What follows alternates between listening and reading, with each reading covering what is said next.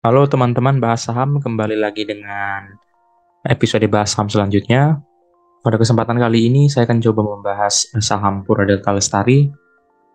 Karena menurut saya ini salah satu saham yang cocok untuk masuk ke watchlist teman-teman. Langsung saja ke fundamentalnya. Untuk emiten ini sudah mengeluarkan laporan keuangannya di kuartal kedua. Dan di kuartal kedua dia sudah mencatatkan laba bersih sebesar 599 miliar. Apabila dibandingkan dengan tahun 2022, pendapatan ini masih menurun 50% atau masih mencapai 50% dari laba bersih dari tahun 2022. Harapannya nanti di kuartal ketiga dan keempat, emiten ini kemungkinan besar akan mendapatkan laba yang melebihi tahun 2022, di mana tahun 2022 ini juga labanya sudah cukup tinggi ya teman-teman, dari perbandingan 2018 sampai dengan 2021. Tentunya nanti di 2023 diharapkan pendapatan atau labanya ini bisa meningkat signifikan, dan hal itulah yang akan membuat saham ini cukup berpotensi mengalami kenaikan harga. Kemudian untuk ekuitasnya di sini tercatat 6,3 triliun ya teman-teman. Nah, apabila kita lihat di grafik, untuk ekuitasnya sendiri dari tahun 2018 itu selalu mengalami penurunan teman-teman. 2018 menurun, ke 2019 juga menurun, 2020 juga menurun, dan 2021 juga menurun. Tapi hal yang menarik menurut saya di 2022 ini, walaupun memang baru sampai di kuartal kedua, dia sudah mengalami peningkatan yang melampaui tahun 2020 dan 2021. Nah, nanti apakah di 2022 ini bisa melampaui jumlah ekuitas yang sudah terakumulasi dari tahun 2018? Tentunya ini merupakan suatu potensi yang menurut saya cukup bagus untuk emiten ini.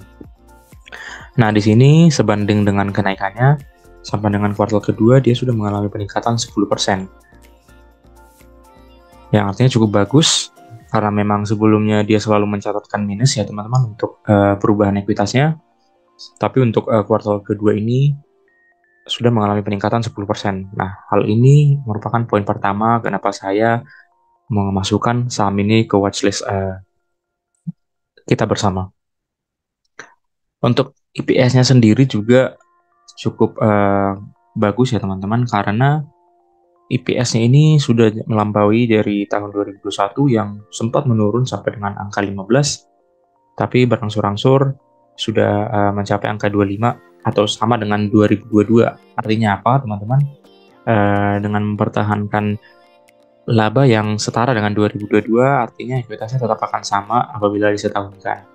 Dan ini potensinya ke kuartal ketiga dan keempat kemungkinan besar akan meningkatkan ekuitas yang berjumlah 25 ini, mungkin menyamai 2020 atau bahkan melebihi ekuitas 2019 dan 2020.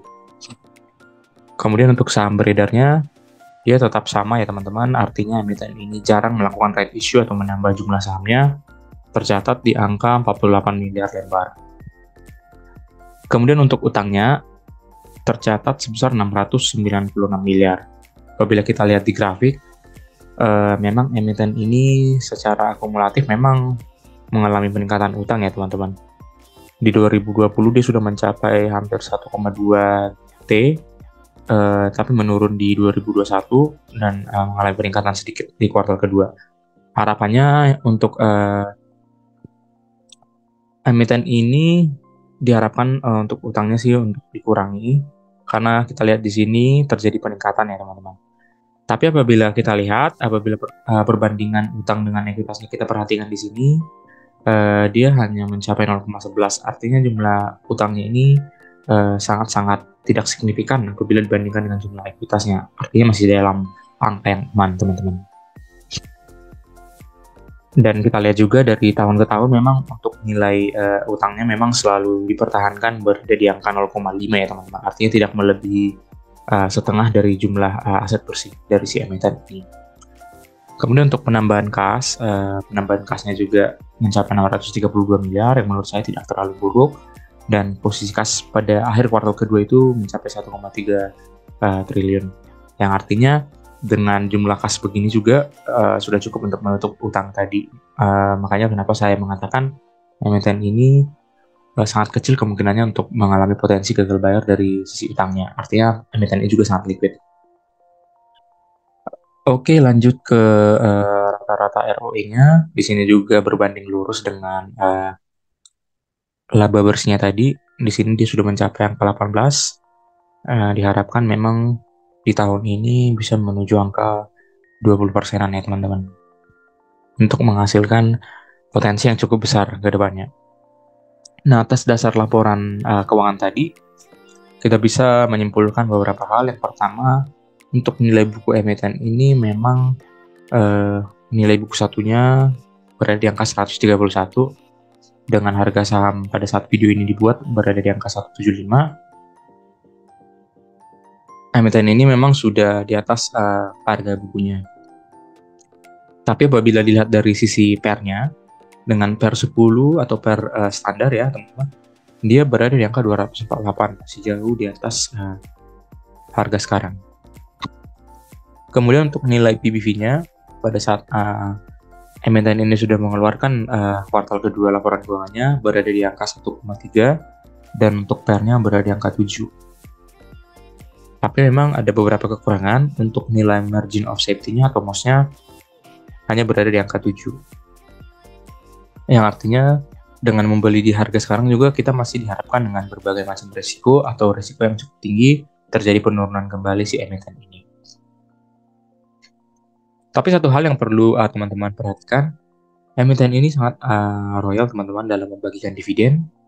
Nah, ini berkaitan langsung dengan nilai PBV-nya atau nilai bukunya. Artinya labanya tidak atau cukup kecil untuk ditahan, dan artinya labanya kebanyakan atau keseluruhannya dibagikan kepada investor atau pemilik sahamnya.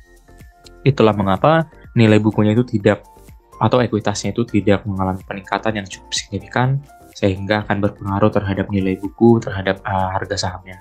Yang hanya berada di kisaran 1, dan kemungkinan akan sulit di bawah angka 1 karena tadi kita lihat di sini berbanding lurus dengan sifat dari emiten ini yang selalu membagikan dividennya.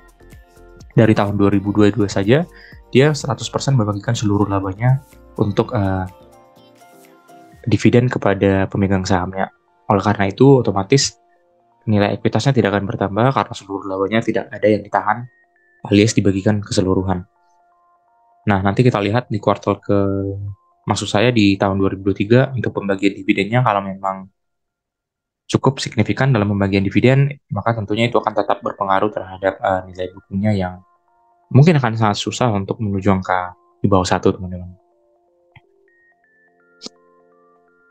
Oke, lanjut ke analisis saya yang kedua, yaitu untuk harga wajarnya apabila kita lihat dari rata-rata PBV dan PER selama 5 tahun terakhir, harusnya harga wajar emiten ini berada di angka 240-an, teman-teman.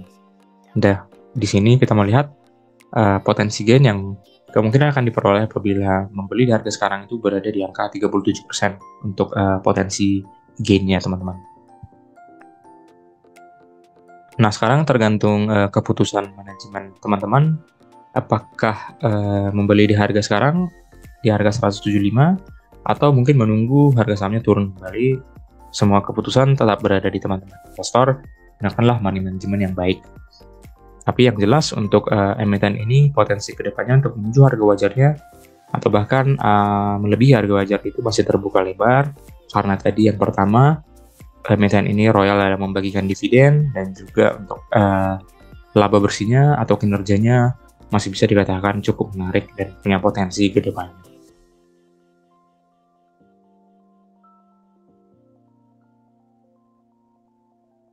Baik, kemudian dari sisi teknikal, teman-teman, ini juga menurut saya menyimpan potensi yang cukup tinggi dalam kenaikan harganya.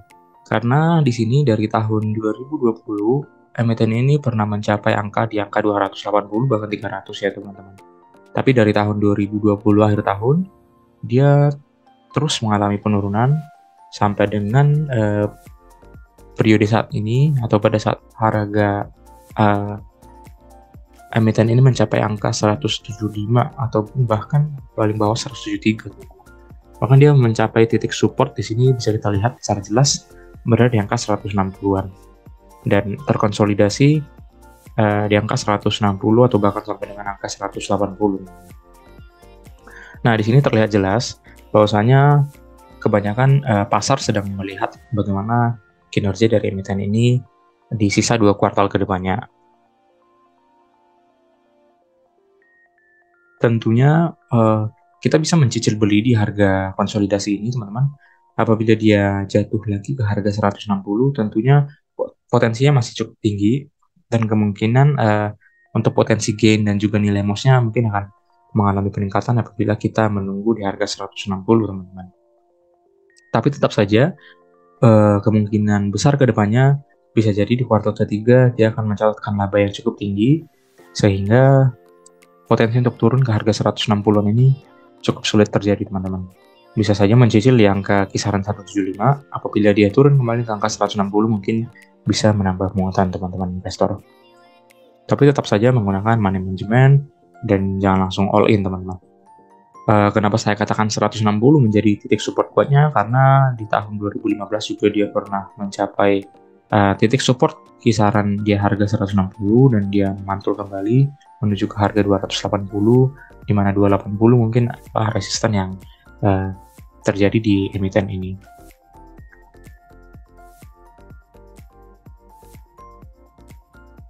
Kemudian untuk sentimen-sentimen lain dari sisi media kita lihat di sini terdapat beberapa news yang mungkin bisa menjadi referensi kita. Seperti yang kita tahu teman-teman investor, untuk emiten Demas ini sendiri merupakan properti ya teman-teman.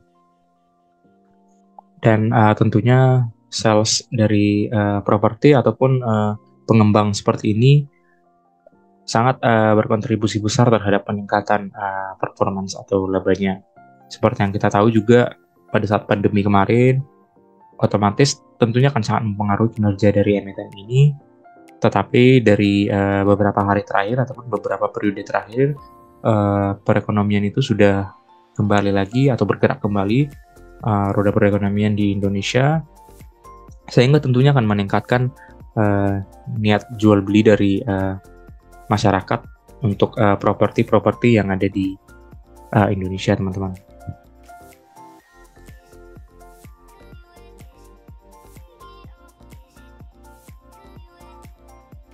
Baik, teman-teman, mungkin sekian pembahasan singkat mengenai emiten ini. Apabila teman-teman memiliki komentar atau analisis lain, boleh di komen di kolom komentar. Dan boleh diklik like dan subscribe untuk kemajuan channel ini memberikan informasi baru mengenai emiten atau saham yang mempunyai potensi besar ke depannya. Terima kasih.